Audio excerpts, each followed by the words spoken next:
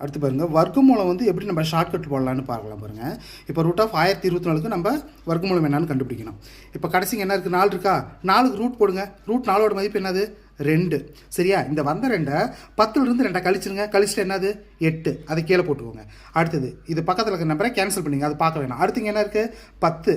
10க்கு perfect square என்னது, 9. 3 square பண்ணால் 9 வருது. அப்போ அந்த 3ங்கிறத இங்கே போட்டுக்கோங்க, இங்கேயும் போட்டுக்கோங்க, இங்கேயும் போட்டுக்கோங்க.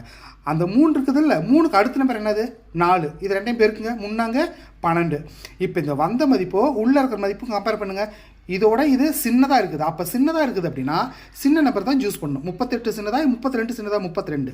அப்போ அதுதான் ஆன்சர். இப்போ அடுத்து இன்னொன்று பாருங்கள், 2116 ரூட் ஆஃப் 2116.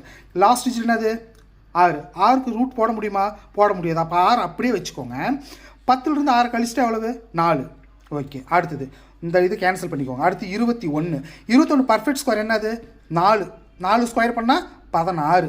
5 ஸ்கொயர் பண்ணால் 25. அப்போ 5 வராது, 4 தான் வரும். மேலேயும் போட்டுக்கோங்க, கீழே 4 போட்டுக்கோங்க. 4 போட்டுக்கிட்டு 4க்கு அடுத்த நம்பர் என்னது, 5. அப்போ ரெண்டையும் பேருக்கு 4 5 20. இப்போ உள்ள இருக்கிற ரெண்டையும் கம்பேர் பண்ணுங்கள். இந்த நம்பரோட இந்த நம்பரு பெருசாக இருக்குதா, அப்போ இருக்கிறது எது பெருசு, 46. அதான் ஆன்சர். இது ஹோம்ஒர்க்கு. ரூட் ஆஃப் 1444 என்ன ஆன்சர்னு கமெண்ட் பண்ணுங்கள்.